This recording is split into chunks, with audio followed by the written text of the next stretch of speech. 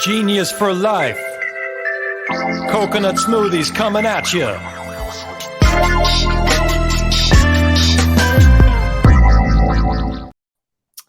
Right, welcome to episode 161 of 15 Minutes of Genius.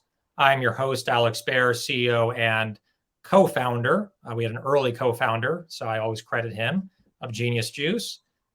Make sure to give us 5 stars on Apple Podcasts. You can go right to your phone, Apple Podcast, search 15, like a 15 Minutes of Genius, and give us 5 stars. The other thing I want to mention too is Genius Juice is now crowdfunding on republic.com. We're launching new wellness shots this year, which will lead right into our guest, because she does these like little vitamin shots, which we'll talk more about. And we're also launching in some club retailers as well. So we're definitely needing some capital to get that going and to grow in 2023. So make sure to invest in us. You get shares in Genius Juice. I will put the link to the campaign in the comments. So anyway, enough about Genius Juice. We're now going to focus in on our guest. Introducing to you Leslie Danford. She is the owner and founder of Vitaminis, which you can guess what they are. They're mini vitamin shots, and they have gut health and immune support and a lot of other really cool benefits to it. They're very approachable and they probably taste good. So Leslie, how are you? Good. Thanks for having me. I like the intro about Genius Juice because I'm like, oh, you're crowdfunding. Oh, this is interesting. When money's drying up everywhere, in the VC world and private equity world, and they're all just licking their wounds, I like to go back to the people because it's not like we have to have each person put in $10,000. Each person can put in $200. Yeah. And it can really add up to a lot of money. No, that's super interesting. And I was just talking to a seed investor who is actually recommending some of his investment companies go crowdfunding, because their fund is dried up and the companies need money, and that's the place to go. Yeah. I mean, we've had a couple successful campaigns on crowdfunding. We raised 1.07 million about a year and a half ago. Wow. On Republic. What I really like about it is, number one, once it really gains momentum, the founder, the one managing the campaign, you don't have to do as much work, right? As long as once it starts catching fire and people start investing, and you hit a certain level, you can kind of sit back a little bit, not all the way, but sit back and go, okay, it's been proven, it's on fire, people are going to be investing. The second thing that I like about it is that it also gets customers as well. So people that are investing online, you get their email, you get their address, because you have to for SEC reasons, because they're an official shareholder of note holder of Genius Juice. And you now can email them and get them to buy the product when it's on sale or on your website or on Amazon, or go to the local store. And they want to support you because they're an investor. So it's a cool kind of double benefit. What a great idea. Yeah. Have you considered crowdfunding? I have been told a couple of times that it's the way to go, but I haven't really fully explored down that path yet. Vitaminis is still quite small, and we've been selling online for about a year and a half on Amazon and our website, but I haven't done any paid customer acquisition at all. And I'm just starting in retail, like as of a month ago. So the capital needs have been on the smaller side, but I'm thinking ahead. I'm sure we will need to raise at some point. And so it's been on my radar, but I haven't seriously considered it, but it sounds very interesting. Yeah, it takes a lot of work at the beginning to like get it launched, and there's a lot of legal stuff to go through. But I would say anyone who wants to do it, start early, because it takes like 3 to 4 months to get it launched. Oh, wow. Yeah, it's not a simple process. A lot of legal paperwork, financial reviews, audits. It's become a lot more strict than it was like 2 years ago. It was like the Wild West. Like, oh, you fog a mirror? Yeah, go raise online. So now it's like they really go through everything in your company before you actually raise. So let's go into like your story, because you're a small company. You're newer to the category. But tell us, when did you start? How did you get the idea? Hmm. And then where are you at in the business now? Yeah. So I started my career in sort of a more traditional sense, although way back, my mom likes to remind me I've always been sort of entrepreneurial. When I was like 7, I was drawing pictures, and then I asked to borrow money from her to make photocopies of them, and then I sat on the corner and tried to sell them like to the neighbors. Um, and then I was in this entrepreneurial club in college. And so I've always been interested, but I would say that I started my career more traditionally. Went to business school, was a management consultant for several years with Bain and Company. Then I joined Beam Suntory, which is a beverage company, and I was there for several years. And I They, would say they, they bottle they bottle for Jack Daniels, don't they? I don't know if they do. I would be Okay, I thought surprised. I know they did some private label right. whiskey, but I would be surprised if they worked with a competitor, but I don't know. Um, but yeah, that's like Jim Beam, Maker's Mark, alcohol. It's Jim Beam, Yeah, not Jim Beam. I was like, I don't think they do Jack yeah, Daniels. the other guy under whiskey. Yeah. Yes, yes, Jim Beam is their big flagship brand. Um, so yeah, I was there for several years, and I think that's where I got a taste of kind of starting things. Honestly, even though it was a big company, I had the opportunity to start their e-commerce division, and it was within the company, but I was the only person at first. I had to come up with the strategy. I had to kind of fundraise from corporate. I had to pitch and then build the team and everything, and it was so much fun. It kind of like re-sparked that desire for me. And I actually, while I was at Beam, wrote down a bunch of ideas of like businesses that I would start, but I never did anything about it. And it wasn't until I left Beam 2019, I joined a hotel company called Oyo Hotels. It was a SoftBank company. And then in 2020, they got shut down and I got laid off. And that's when I finally Oh, got around to it. So I was at home 2020 with my kids, 3 at the time. Our daycare had been shut down. I was laid off. My husband was still working remotely. So I was like a stay at home mom basically all of a sudden. And I was reminded of how much I did not like kids' food and beverages. They're like sugar packed, nutritionally void, just junk. And I'm at the same time, I'm not like a chef type. So I'm not going to be whipping up like homemade whatevers all the time. I like the convenience of packaged foods, but they're just not great. But I was very aware about nutrition and always thinking about what vitamins and nutrients my kids are getting. Are they getting enough protein and calcium and things like that? And so that was kind of front of mind. And then at the same time, we had like a bunch of health concerns. One was sending the kids back to school in the fall of 2020. Um, there wasn't much out there for immune support. And I was kind of thinking about how do we keep them healthy and make sure they're, in the best state. And it was really gummy vitamins was like the only option. And when you've got 3 kids and the serving size is like 3, 4, 5 gummy vitamins, you're literally handing out handfuls of candy every morning. And I was like, this cannot be good. And then we also had one of my kids had a bad case of constipation, which like most parents can sympathize. No one ever talks about it, but it's horrible. And I mean, at with that, the gummies, constipation. well, yeah, probably. I'm going to blame it on the gummies. But I mean, it was just like a thing. And when I went to the pediatrician, they said, oh, you can just give them laxatives. And I thought, I don't want to give my kid laxatives. And there wasn't anything kind of clean and natural and preventive to do about it unless you want to get your kid to eat a bunch of prunes. So then all of this kind of came together. It's like I'd always thought about starting something. I never was satisfied with kids' food and beverage. I had these issues and saw a hole in the market. And so that's where I kind of came up with Vitaminis. And the idea was a functional food and beverage brand, kind of delivering functional benefits, but in a clean, natural way, no added sugar, and with flavors that kids or anyone could enjoy. So no ginger, turmeric, like weird ingredients, like just clean, natural, good stuff. So that was kind of the start of it. Okay.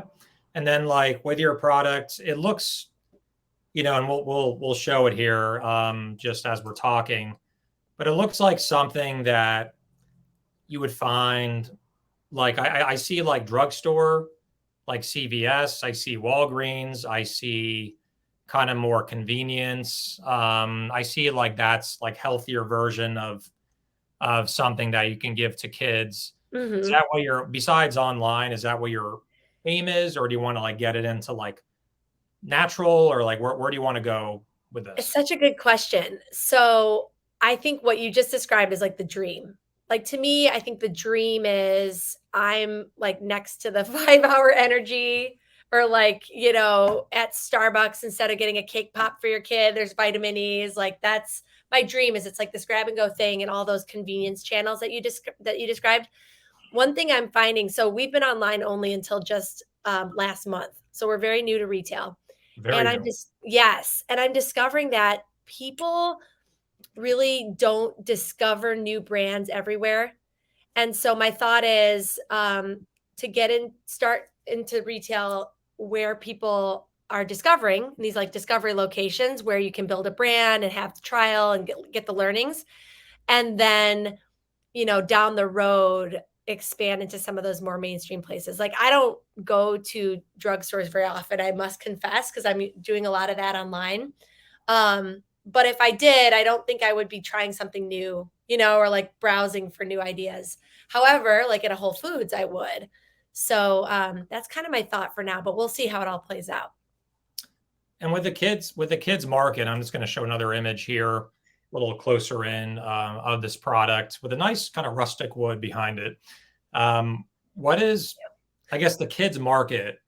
What kind of research have you done on just what is the need for this? Yeah. Right. I think that's what it comes back to is like, there's other products out there. Like, this is a terrible example, like Flintstones vitamins and all these Yeah. other ones that are old school. There's probably newer ones. There's Once Upon a Farm, which is just healthy food for kids, like in the pouch. Why did you think this is needed, and how are you different from anyone else? Yeah. Well, first, I would like to think that Vitaminis is kind of good for the whole family. So there are certain brands, like I think of a Chobani. It's in your fridge. It's not for kids necessarily, but it's clean and great. And you give it to your kids, but you'd also happily, use it yourself. Okay. So I'm kind of aiming for that as opposed to it being specifically only for kids, which I hopefully Oh, comes across in the packaging too, because right. it's not like a totally kid branded thing. That's true. Then I've gotten mixed feedback about whether that's a good strategy or not, but that's what I'm doing. Um, Look at Once Upon a Farm. They first went for kids, and now they're going for anyone that wants a smoothie. So yeah, it's so interesting. I heard a statistic once that Johnson's baby shampoo is like 50% used by adults, which is so interesting. It's like if you develop something clean and good enough for kids, like you never know. yeah, look at baby powder. I mean, back in the day, Yeah, a lot of athletes, use baby yeah, powder, there right? you go. I mean, I know like people that work out use them, and then like also for to prevent heart attacks, a lot of people use baby aspirin. So Yeah. Oh, there you go. it's Exactly. interesting. It's Yes. interesting. So that's my thought. And in terms of how it's different, a few things. I think the sugar factor is big. And I know you're like a relatively new parent, but you'll see there is sugar in everything. Everyone wants to give your kids sugar. Everything that's made for kids is packed with sugar. Even stuff that you would think is sort of innocuous, like ketchup or I don't know, like anything like soup.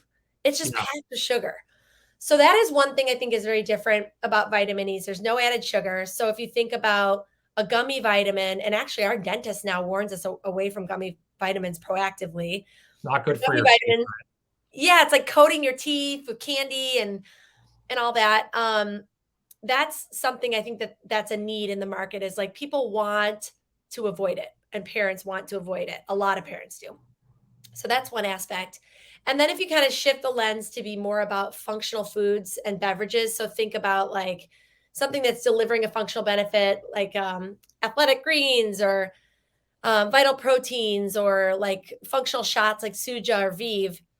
They really are not good for the whole family. They're very, very adult oriented. Either they have ingredients that you really wouldn't want to give to a kid, or it has a really strong flavor like ginger or pepper or something.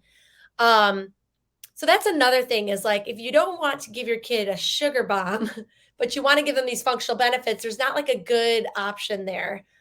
So that's really where I see the opportunity. And again, I think my consumer, similar to how I am or was when I thought of it, is they're not necessarily going to juice um, a whole bunch of things and make everything from scratch, which you could. I mean, you could try to get all the fruits and veggies and make a smoothie that contains everything you need.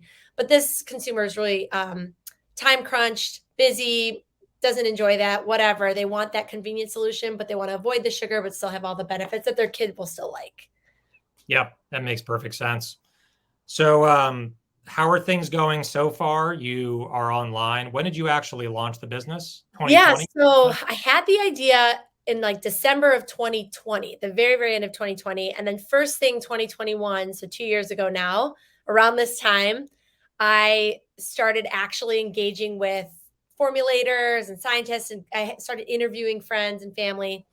That was January. And then July, I launched on my website. So that's 7 months Mm-hmm. selling the product online. Mm-hmm. And then in September, I launched on Amazon. And actually, that period between July and September, Amazon lost my product and then found it again. So that's why there's like this gap there. Yeah, Um, I will say, just to jump in, um, is that and we'll go to rapid fire questions next. That Amazon, there's a lot of challenges so with many. them We do a warehousing. whole session on that. Yeah, exactly right. So I'm just going to send a quick text. I think my wife is waiting outside. Uh, That's important. so, all right, I'm going to let her in very soon. She's ringing the doorbell. If it's anything happens on podcasting when you're recording. So, yeah. So anyway, just for those out there, Amazon is a challenge. Make sure you know how to stock the warehouses. And I've had issues with Amazon on Genius Juice, where you have late shipments. Mm, It could literally just shut you down. And so like just be really on top of it. Like, your own website, you have some flexibility. yep. You can tell customers, hey, we're going to be late for 3 days, or a shipment, we're out of stock. We'll be back in stock in a few days. Amazon, no room for error. Yeah. No room for error. So let's go to our next segment here, and it's called Rapid Fire Questions. Rapid Fire Questions. Let's fly through these. Or questions. We have 15 questions. Answer, as quickly as you can, and let's see what you're all about. Your personality will come out even more as we get through these questions. So, first question for music: which decade is the best? 70s, 80s, or 90s? Oh, 80s. What do you do for exercise? Yoga. Movie you can watch an unlimited amount of times. I don't like movies. I don't like movies. Okay, that's next question. Chocolate or vanilla? Oh, chocolate. Favorite country to travel to? Ooh, Mexico? I don't know. That's tough. So Yeah, many. there's a lot of great countries out there. I'm like Venice, California, which is 40 minutes from me. I'm just not a big traveler. So I should like traveling, but I don't. Favorite Star Wars character? I know you don't watch movies, but Oh my gosh. I guess Princess Leia. Strong female character. yeah. So do you like to, what is your spirit animal? Oh my gosh. Maybe like some sort of a leopard. Okay. Leopard. Why leopard? I don't know. I think they're just like energetic. They go after what they want. But they also like can sleep, like they know when to relax. Right. I don't know. Just came to mind. I'm just rapid fire shooting off here. Yeah. That's what it's all about. Do you like to drive an SUV, a coupe, or a truck? Oh, coupe. For food, salty or sweet? Ooh, sweet if I had to choose. Favorite day of the week and why? Sunday, just relaxing. Uber or Lyft?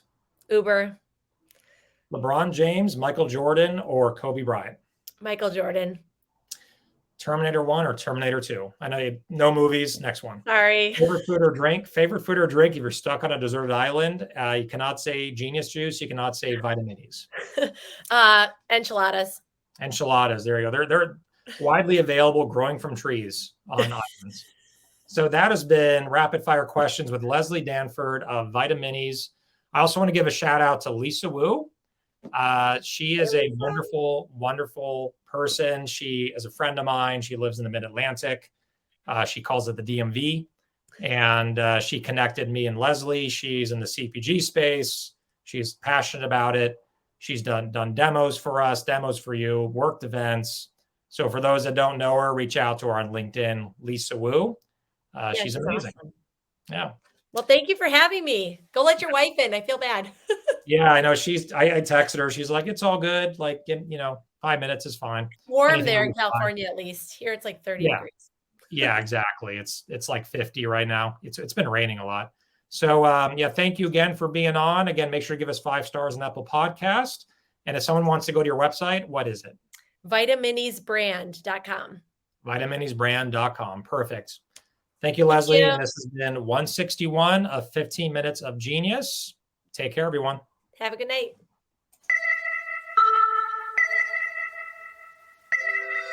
Genius for life. Coconut smoothies coming at you.